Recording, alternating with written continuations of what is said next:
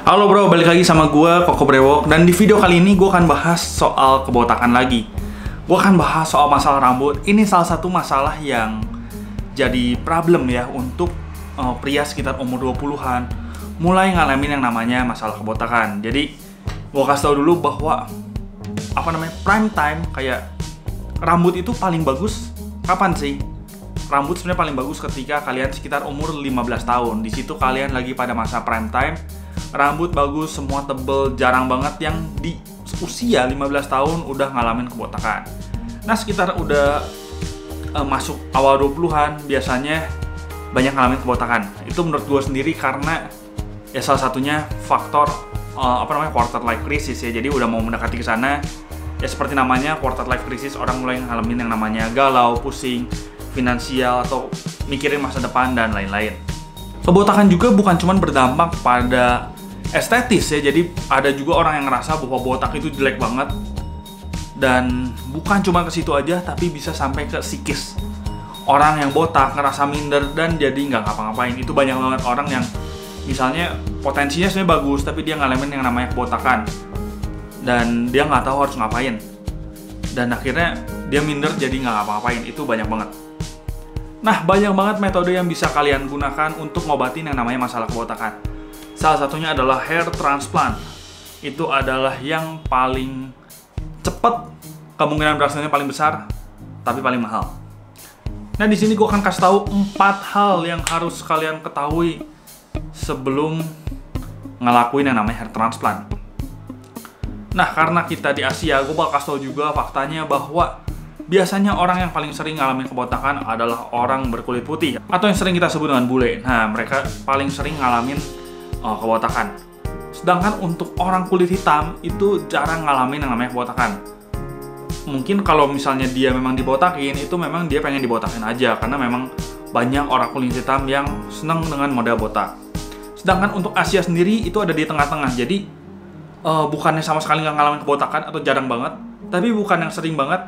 Nah, Asia ini di tengah-tengah, dia yang cukup banyak, walaupun nggak banyak banget, dan ngalamin kebotakannya sedikit lebih lambat. Misalnya kalau orang Barat, misalnya ngalamin kebotakan di usia 20 awal, mungkin orang Asia sih sekitar 20-an akhir. Itu misalnya ya. Oke, jadi ini adalah 4 hal yang harus kalian ketahui sebelum ngelakuin hair transplant. So, here we go!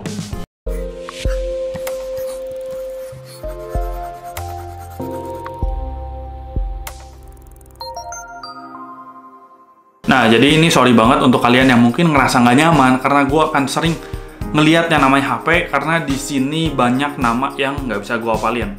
Untuk kalian yang ngerasa bahwa informasi ini berguna, kalian boleh stay di video ini dan jangan lupa untuk klik tombol subscribe, like, dan jangan lupa juga untuk follow Instagram gue, Koko Brewok, dan Instagram store Koko Brewok.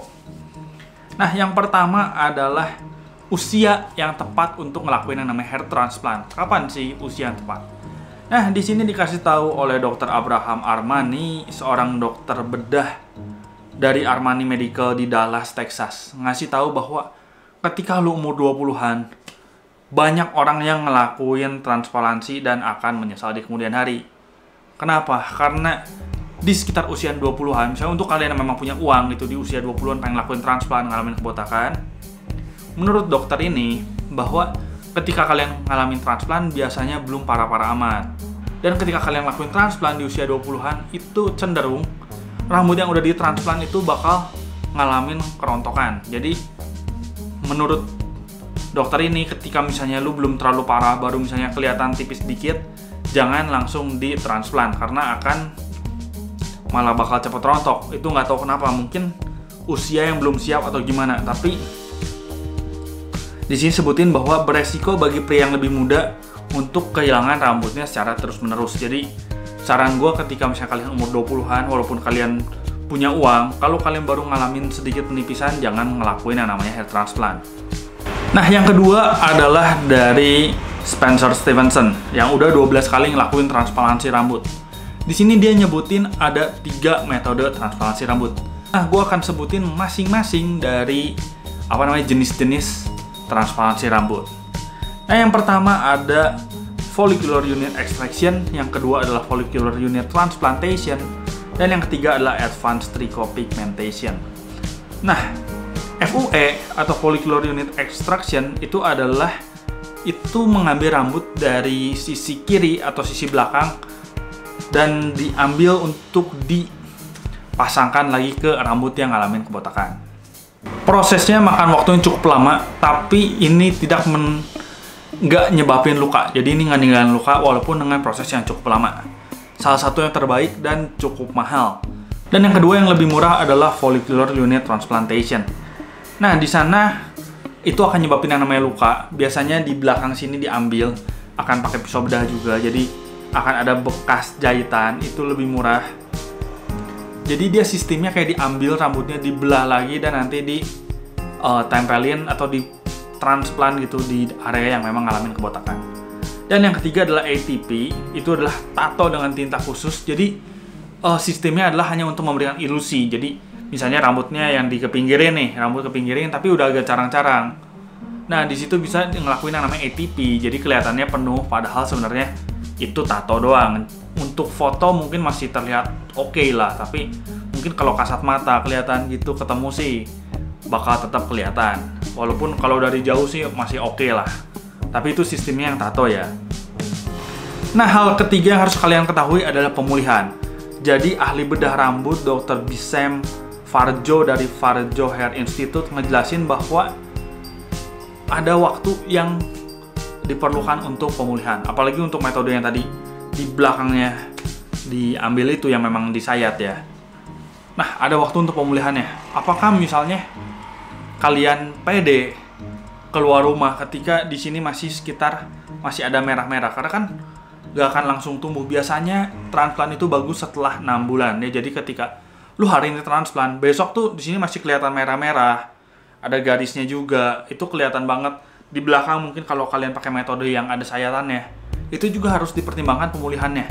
Ketika lu mau ngelakuin namanya hair transplant, lu juga harus perhatikan bahwa lu siap nggak ketika misalnya lu beraktivitas dengan kondisi kayak gitu. Orang semua tahu bahwa misalnya lu ngelakuin transplant, merah di sini, di belakang juga ada bekas luka. Lu siap nggak?